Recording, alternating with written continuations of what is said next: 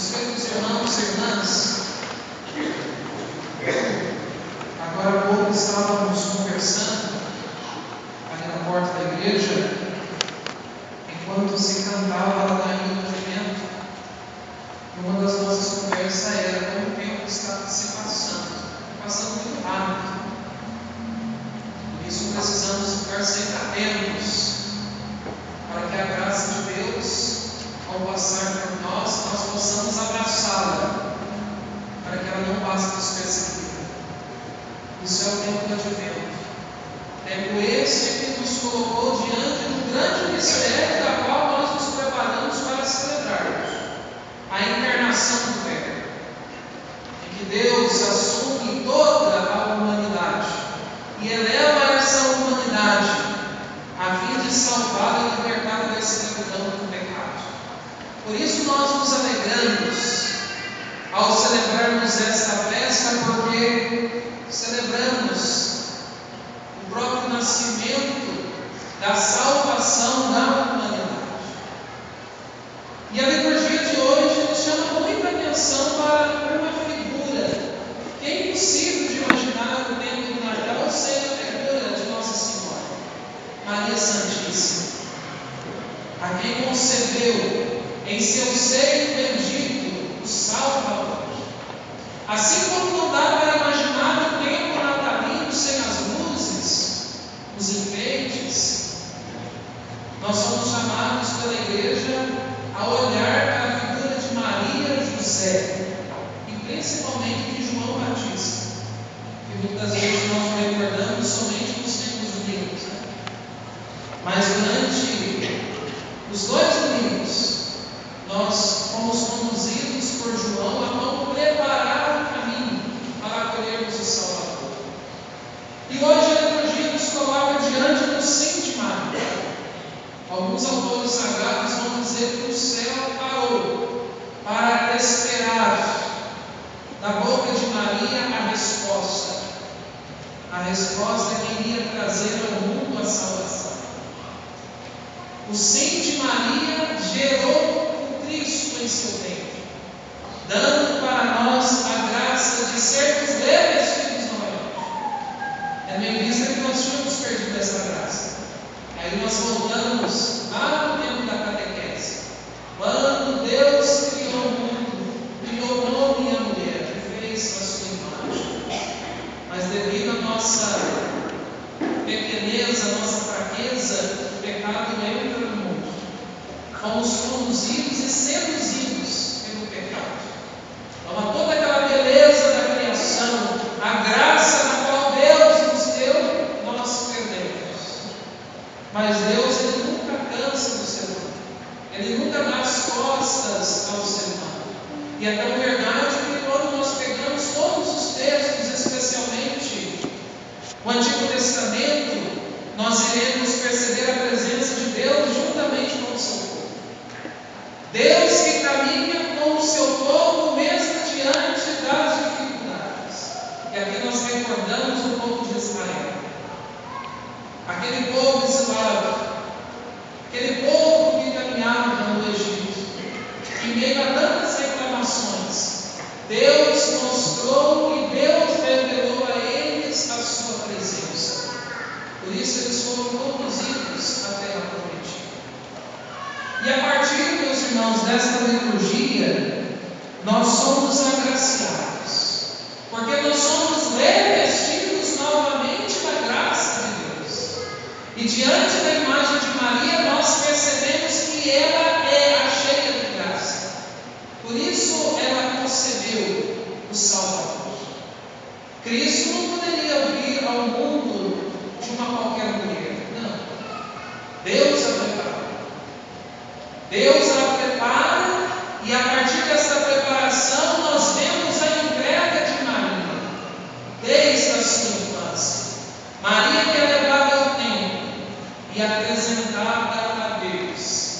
Ali, Ana e Joaquim consagram a Virgem Maria a Deus, que Deus realiza na vida daquele casal algo que eles não conseguiam, que era gerar filhos. E como forma de agradecimento, Ana e Joaquim leva a Virgem Maria ao templo e ali consagra a Virgem Maria a Deus. É claro que Ana e Joaquim já estavam com idade avançada. E lá fica a Virgem Maria no templo. E passando alguns anos, Ana e Joaquim vieram a falecer. E a partir da consagração de Nossa Senhora, nós já entramos na sua adolescência. Uma mulher que se deixou ser conduzida pelo Espírito Santo. Ainda muito jovem, consagrou a sua vida a Cristo a partir do serviço do templo. Isso é bonito de ver na vida de Maria, o despojamento. Maria que de fato consagra a sua vida, consagra a sua virgindade ao próprio Deus. Que a partir desta vivência no templo e a partir desta consagração, nós a celebramos como a Virgem Maria, a sua virgindade perpétua. E isso é tão verdade que nós encontramos no texto bíblico. Quando Maria dá a resposta ao anjo: como irei gerar um filho se não conheço o homem? Aqui nós já testemunhamos esta consagração de Maria, a sua consagração, a sua virgindade. E José, sempre um homem muito sábio, mesmo que diante deste texto sagrado que nós ouvimos no Evangelho, mesmo que isso cause em José um certo espanto, porque para gerar filhos é preciso ter relações, e não é diferente no tempo de Jesus. Mas nós percebemos algo divino no Evangelho, da qual José é conduzido. O anjo aparece a José no sonho, e ali revela todo o mistério da encarnação do Verbo, em que Maria gera o Salvador em seu seio a partir do Espírito Santo. E José assume para si a paternidade de cuidar desse filho. Mais uma vez nós aprendemos o despojamento, o sim, tanto da Virgem Maria e assim também o sim de São José. Duas pessoas que de fato se colocaram a serviço à construção do reino. E por que não dizer que Maria e José são também pessoas que contribuíram com o poder salvífico para a salvação da humanidade? Porque foi através do seio de Maria que Cristo se encarnou, que Cristo se fez homem. É a partir de José que Cristo se tornou homem e soube de fato assumir as suas necessidades, soube de fato assumir o seu compromisso como homem diante da humanidade. A partir destas duas figuras, nós a celebramos de fato este mistério tão bonito da qual a Igreja nos introduz, a encarnação do Verbo. E a partir desta imagem tão bela do sim de Maria, nós trazemos para nossas vidas. Quantas das vezes que Cristo nos chama ao serviço, Cristo nos chama para evangelizar, e ainda nós somos conduzidos pelo medo. Temos medo de assumir um compromisso com Cristo. Por isso nós precisamos olhar para Nossa Senhora para que ela possa nos motivar a dar este sim.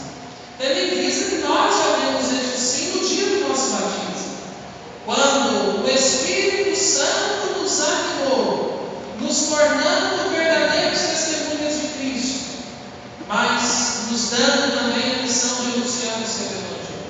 Ide por todo o mundo e anunciar o Evangelho a todas as criaturas. Meus queridos irmãos, que possamos nos alegrar com o sim de Nossa Senhora.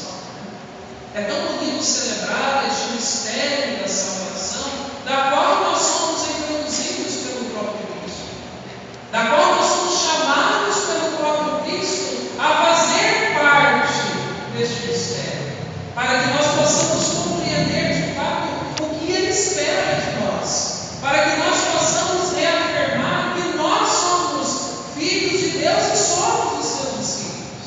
Por isso que nós mas é preciso deixar de lado tudo aquilo que nos faz perder de fato toda a coragem de anunciar o Evangelho de Cristo. Tenhamos a coragem. Assim como São José, que a partir de um sonho entendeu a revelação do próprio Deus, que nós também possamos entender esta revelação, porque Ele se revela a nós todos os dias, principalmente no irmão, para que nós possamos interpretar os seus sinais, para que nós levemos estes sinais e levemos a imagem do próprio Cristo àqueles que ainda não o conhecem. Somos revestidos da graça de Deus. Cristo dá para nós esta alegria. Cristo devolve para nós toda a beleza da qual nós tínhamos perdido. Mas de fato é preciso colocar em prática esta graça e esta beleza para se cumprir de fato o projeto